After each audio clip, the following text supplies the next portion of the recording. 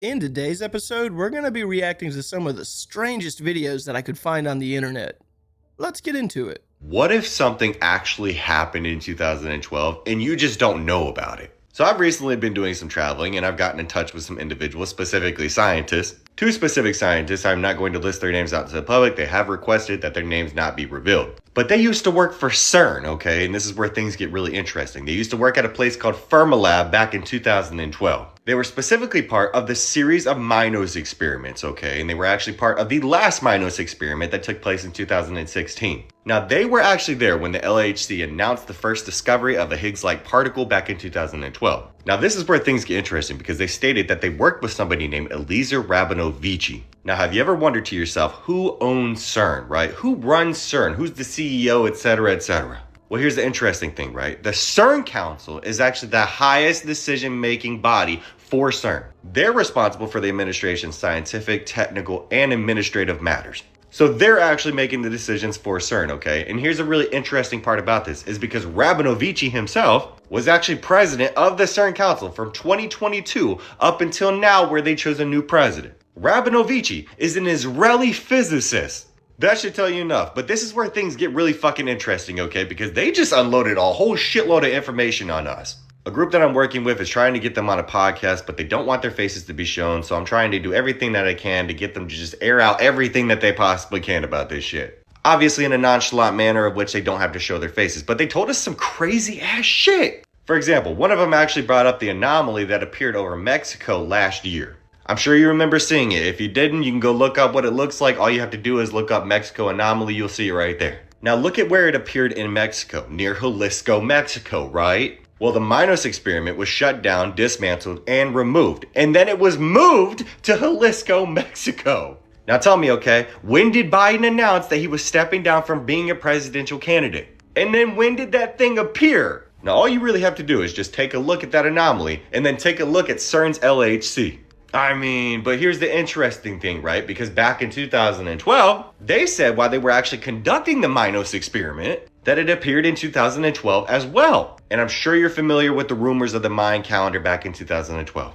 Let's just say that they confirmed something that I've been wondering about for many, many years now, okay? And I'm not even entirely sure that I can say it on TikTok, but let's just say it has to do with timelines. Some crazy shit. So you can obviously understand why I'm trying to expose this out to the public and why I'm trying to get them to do it themselves. This would be huge. This would confirm so much fucking shit that people need to know about. I'm always interested with what really happened in 2012. You know, 2012 being the doomsday prophecy. It's really interesting, and I like some of the theories. So let me know in the comments, what's some of the craziest theories that you've heard or believe about 2012? Let me know in the comments down below, please, because I really enjoy reading those kind of theories. But have you guys ever heard of Doggerland? No. Doggerland. Dude, this is crazy. Okay, so you know how United Kingdom is an island, right? Yeah. There was a time where the North Sea, all that was land. What are you talking about? And it wasn't found until recently, like less than 100 years ago. Some ship people were just going through and had their nets down and they pull up and it's this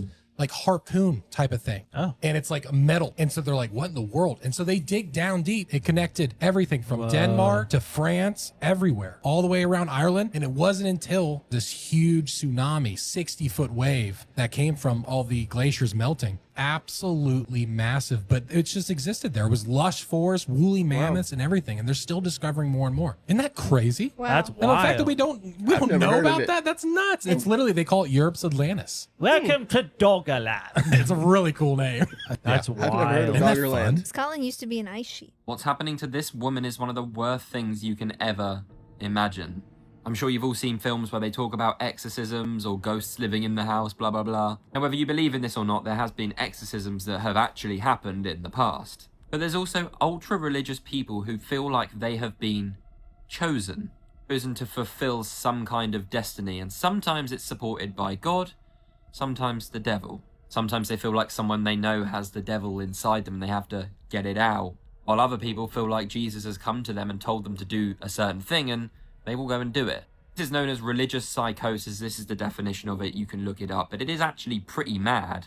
Essentially like a state of insanity, but where the person genuinely believes they are doing good or are controlled by the higher power, whether they are or not. times believing they are the chosen one to save everybody or save a certain person who needs saving, even when a lot of the time that person they think needs saving really doesn't, and they are just the one who is going crazy. Throughout the years, this has been a thing. People used to be chucked in mental asylums, but now there is treatment for this, but it still happens. It's genuinely terrifying. I would sure hate to think that maybe God is speaking to me and I think that I can hear God's voice, and it just turns out that it's just religious psychosis. Dang it. Bad news for those of you that like your house to smell clean. As it turned out, scented products cause indoor air pollution on par with car exhaust. That's candles, that's wax melts, that's almost anything that's aromatic. Anything that you can smell that makes the house better causes as much indoor air pollution as car exhaust, which is very, very wild. But I'm going to skip to the science on this. This comes from Purdue, and here's the scientist that's studying this. Purdue made this little lab where they test how many aerosol particles and nanoparticles and just tiny little things that you can't even measure come from fireless scented candle wax melts. I think they're just called wax melts. My wife has a bunch of these, so a bunch of these are running in my house. But using all of this science, they're able to measure the amount of particles that these little guys put out when they release them.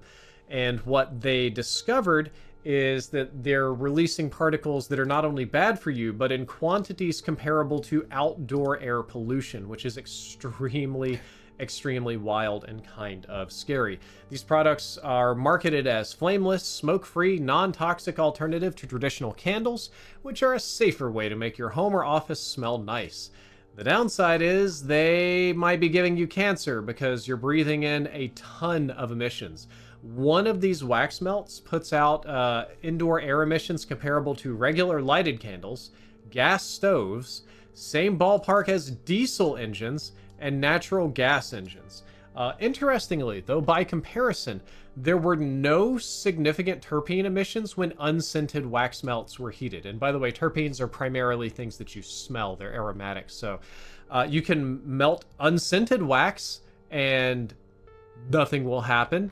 But if you melt anything that makes your house smell nice, well, you're going to get high respiratory tract deposited dose rates, according to this article, among other very bad things. So thank goodness for this article. Maybe it can help me convince my wife to get rid of all the stinky candles around the house. Hey, I'm not gonna lie, I really enjoy a good wax candle. They make the office smell amazing. But if you're around it too much, it does give you a headache. So it kind of makes me think that, yeah, it's probably just as bad sometimes. Hey, if you haven't done so already and you're enjoying the video, give it a like. And if you're new to the channel, subscribe. For everyone that's currently watching and or subscribed, thank you guys so much for supporting the channel.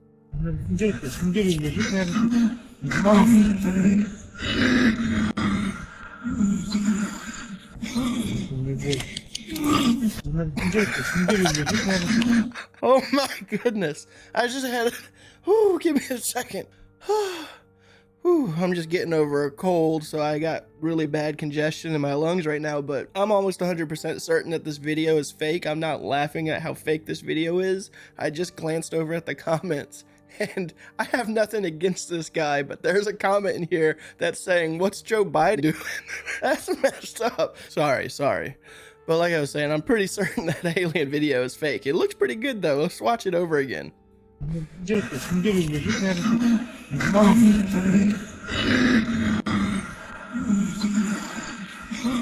Yeah, I mean, it's really good looking CGI, but I'm pretty certain it's fake. Let me know what you guys think in the comments. Glitch in the Matrix, Hollow Earth, or aliens, you decide. In 12th century England, a group of farmers stumbled across two terrified children who appeared out of thin air, and they were wearing clothing unlike anyone the village had ever seen, and they spoke a language no one understood. The strangest part, their skin was green. Oh, I think I've heard of this story. The mystery of the green children from Woolpit only gets stranger from there. According to two separate written accounts, the villagers were very shocked and confused. Unsure what to do, they brought these green-skinned children to the home of Sir Richard de Calne, who was very prominent in their village. For days, the children refused all food as if they had never seen it before. Nothing felt familiar to them until they came across raw green beans and devoured them instantly, as if the only foods that they would recognize were green. Sadly, the little boy became very sick after this mysterious appearance and did not survive for very long, but the girl was able to slowly adapt, and eventually she was able to eat regular foods, and eventually her green skin faded. This story takes its craziest turn when that little girl starts to learn English and shares a story that almost no one can believe. She and her brother came from a place they called the Land of Saint Martin. She described it as a world of eternal twilight where the sun doesn't shine and everything is bathed in this green light. One day while her and her brother were herding their green cows in the Land of Saint Martin, they heard the sound of distant bells. Following this sound, they wandered into a dark cave, and when they emerged, they were blinded by sunlight, which is something she claims to have never seen before. And suddenly they were in Woolpit, England, with no idea of how they got there. These written accounts have confused people for centuries, and some people brush this off as just a medieval fairy tale, while others consider the possibility of aliens, evidence of some sort of hollow earth theory, or even some of the earliest signs of an interdimensional glitch in the Matrix. No matter what it is, I absolutely love this story. Pretty cool and if story. you have any crazier theories about what was going on with these green children, please share them. They took a bite. Was their knowledge actually given? I believe so. Well, they knew they were naked. They lost their innocence in a bite. But when you talk about knowledge, when you talk Yeah. about being like God, like what was the actual consequences of that in a physical way? I don't know. Also, if you think about it, it's just like for Adam and Eve, they didn't know what evil was. The No, word evil actually evil, was- or is it just like, will you understand the knowledge of God and without God? The stuff that I've designed for your purpose and the stuff that I've designed that is not for your purpose. Because we've talked about the Watchers with you, right? Yeah. That they did introduce stuff that was from their heavenly realm, their Heavenly knowledge. heavenly knowledge Yeah. to man. They did not have that the authority to do that. Yeah. They took it upon themselves to do that as share a that. rebellion to God. And so that's a very fascinating observation to think about, like the tree of good and evil, right? Was that where it started, where it's like, okay, now you do have access to this. It'll seem good, but it will bring evil. And the Like, fact it's- that the garden was cut off. yeah, Like they completely. put the cherubim with the flaming sword in front of the Let me garden. know what you guys think. Golly, man. I guarantee you there will be arguing in these comments. Do y'all notice anything wrong right here? Well, you should. So this is Venus, which we know is well far behind the moon, right? And we see this open part of the moon. Come right back to that. If you ask your handy dandy scientist or whatever why the moon will show up dark in different slithers, they'll say it's because the sun reflecting off this rock. And that's why the moon changes sizes, which means you're only seeing the illuminated part, which means the other part is still there, it's just a rock. Still there, just a rock. Meaning if you punch the dark side of the moon, it would hurt your hand because it's just a rock. Don't forget, when you record the moon or take pictures of the moon, it looks like a light, and the Bible also says it's a light. So do y'all see the problem right here? Somehow we can see Venus through a hardened rock in the sky.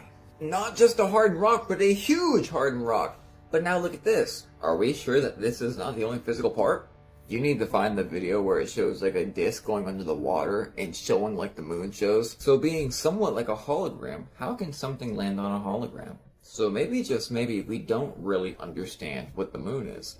And yeah, in this video it looks like it's underwater, like the waters that are above. And I'm just being stupid, just entertainment purposes only. So I finally got a video of my sleep paralysis. You'll see in the very beginning, as soon as it started to happen, I kind of looked to the camera just so that I knew like when it was happening. And then at that point, I'm trying to like raise my arms and nothing's happening. I'm just there. The only thing I can move is my eyes. So you kind of see my eyes moving a little bit. And then eventually, I saw this video about this guy that said if you move your pinky toe, that's how you can get out of it. And so I started doing that, trying to move my pinky toes, and eventually it got me out of it. You'll see I kind of get out of it and then look at the camera. It's crazy. I want to show you guys. Check it out.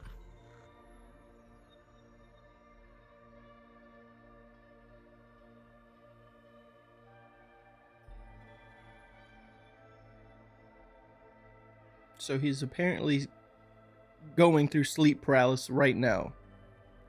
Man, how was he even able to sleep in the first place with a room so lit up?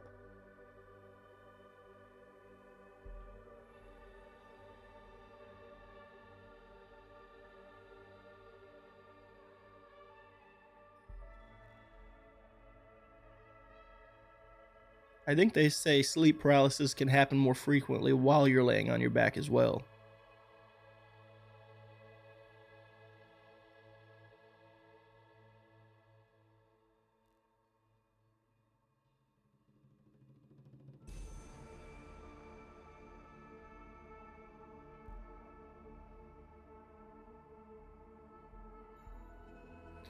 Man,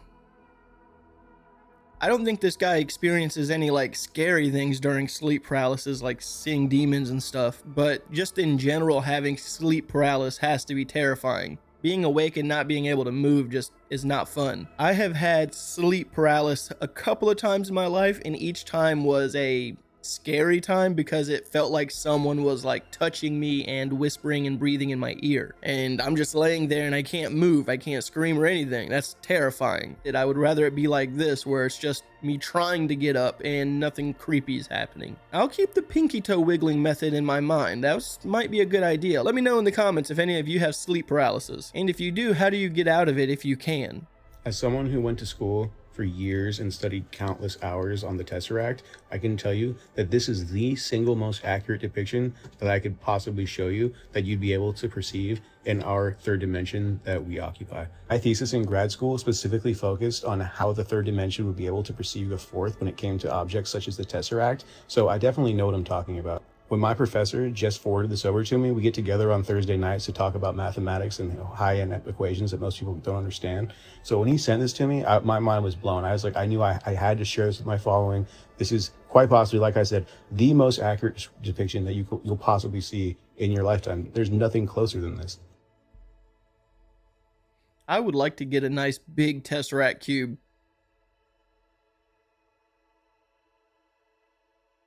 They're kind of expensive, though. Pretty neat.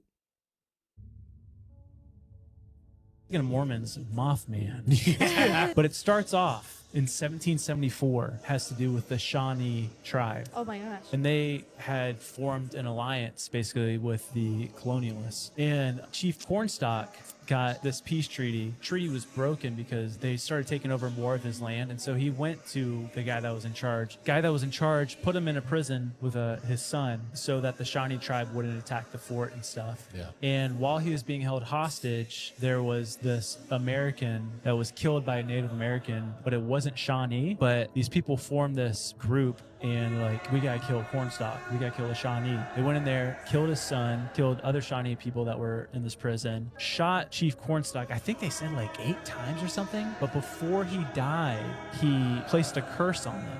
And he said, you shot me when I came here in peace, and basically I cursed this land. You will forever be haunted. Scary. Then we started to see in the 1960s stuff in the same area where Chief Cornstalk was shot. That's where we started seeing appearances of this Mothman. I've never heard the origins of the Mothman before. It is a Skinwalker story. I'm not going to say the guy's name. He's Navajo. He starts dating this girl. The girl's father doesn't like that they're dating. Long story short, he's way out of town, and his grandmother, her old home, is in this city that he's in, and no one has a key. There's a window pane that they can slide. That's how the family uses the house. So anyways, it's late. He goes over there, and as he's about to drift off into sleep, he hears the same window pane sound. Now he hears the lock. He's like, okay, it's not in my head. This is something that's manually opening the door. And then he hears what sounds like hooves like across the floor. So he takes the gun and runs out of the thing. Sure enough, the door was like kicked open. The window was slid open. Something had come in. He like rationalized in his head. Someone just had some really weird shoes, realized someone was in the house. Some chicken stilettos. Yeah, he's like, okay, that's that. Well, the next day, his aunt comes over. They've got like some farm animals. She saw that he was parked there. She's like, well, come check on the sheep with me. As he's telling the story, they walk up on what's supposed to be where the pregnant sheep was. It had had a lamb in the night. The lamb mutilated. And she's like, I know what visited you last night. And she said, you'd be able to come back to you if it had something of yours bound with something of its. And he realizes his pen isn't on it. And so they just start digging. And in the crawl space, he finds a glass jar with fur wound around his pen. They believe Skinwalkers are petitioned. So he believes that his girlfriend's father had asked a Skinwalker to oppress him. That's so terrifying. Andrew, that was so scary. The theory why ghosts try to make you scream Why? Because you ever hear that thing as a superstition? If you ever pass by a graveyard, You're not supposed to, you're like supposed to hold your breath or something. you're supposed to hold your breath. Oh. So you can imagine a ghost is trying to make you scream to what? To open your mouth and take a deep gasp. Why? So they can possess you. Oh my God. Yeah. That's fucking crazy. No, Isn't that I'm not crazy? reacting like this no more. They could just, You know what I'm saying? When I say Alexander the Great was potentially Nephilim, starts off with his mother, Olympias. She was married to the king of Macedonia, and she believed that he was half god. Oh.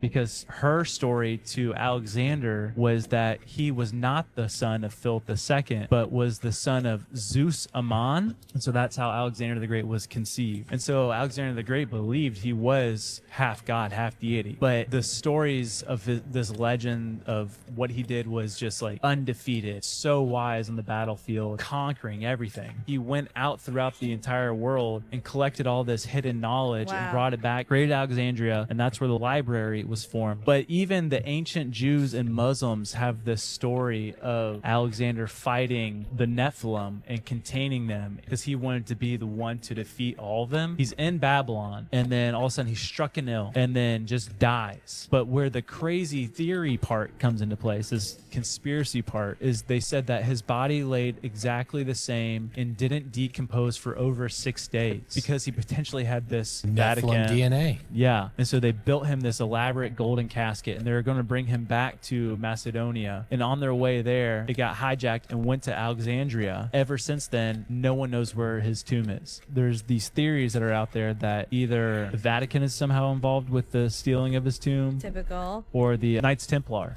Okay, yeah. Interesting. Man,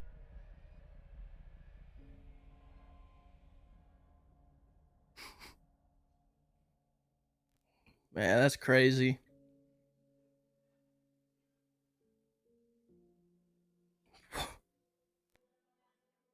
Well, that definitely should not be legal, but he definitely figured a way to solve the problem. There's got to be a way to keep people from cheating like that in school. Let me know what you guys think in the comments. Do you think that it's creative that he figured out a way to spoof the system? I'm not mad at it. I was always told, work smarter, not harder. And I do believe that that person did just that. This is a bone on Mars. What? Okay. That's on Mars. That's on Mars. That's a bone. What? Yeah. It certainly isn't a stone. That does not look like a stone. And you got these from JPL? Yeah. Really? Come right off a negative of Mars in their mapping series. See these little buildings? One there, one there. Here's 3 in a row. Buildings? Yeah. This is on Mars. Here's a building over here. Is it a picture from a rover, or is it a picture from a telescope, or? It's a picture from a mapping. Here's a curly Q. It's a picture from a mapping satellite. That's a satellite making maps of Mars. Wow. That is a non-natural edge. You don't get a 30-mile edge like that. Wow. Just by nature. That's a sheer cliff. How long is that? 30 miles. 30 miles. Now I'll show you where it comes from. Here it is. What's up? That's that edge. It's just a deep chasm. That's a perfectly straight edge. It comes out of right here and goes straight as an arrow all the way across and then fades into the ground there. Here's a cavern, and it's got all this like wire stuff on the top. So that's a subterranean cavern? That's a subterranean cavern. You cannot see into it, but it's very deep. And there's wiring? That's wiring. Here's the interesting part. When we first caught this on Mars, there was a bright red light right here. That's gone out since we caught it. I actually have a photo of the light. What? Yeah, What do you think? Bright red light. What do you think the light was? Well, that almost implies that there's something there now. Yeah. Let me show you something else. So there are people at JPL who definitively think. There you go. Is that real? That's real. That's 3 feet long and that big around. And it's got buttons on it and a rotating thing That here. was taken on Mars. That's laying on Mars, man. And if you sent that to like a NASA photo instrumentation specialist, they wouldn't be able to They'd debunk it. say, what they do is they say, bullshit, that's not off of Mars. Well, I have the negative. You have the negative. Yeah. So they can say whatever the hell they want. And you can back it up with these JPL guys. Yeah. Wow. So I will send you that. Thank you. Okay, and I'll send you something else very similar. I have heard of Joe McMoneagle. I think I've seen him on a couple of other podcasts.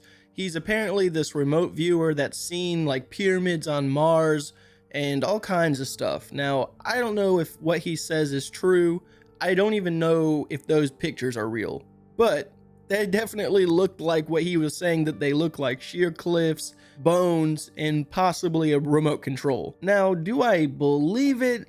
There's a little bit inside of me that says that could be, but mostly no. I don't think I believe it. Let me know what you guys think in the comments.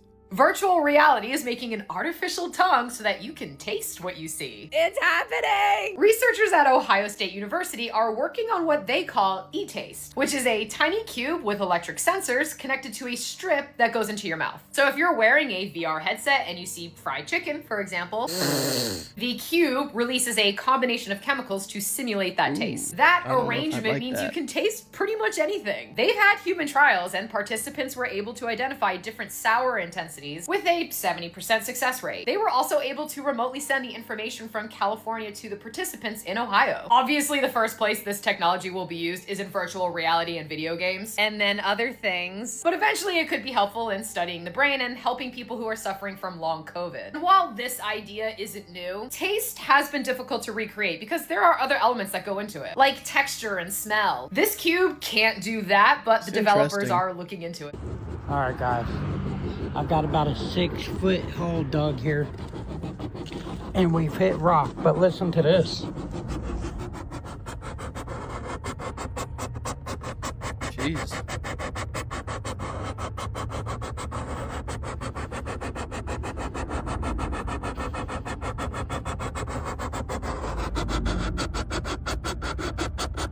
It's loud. I mean, it's really loud.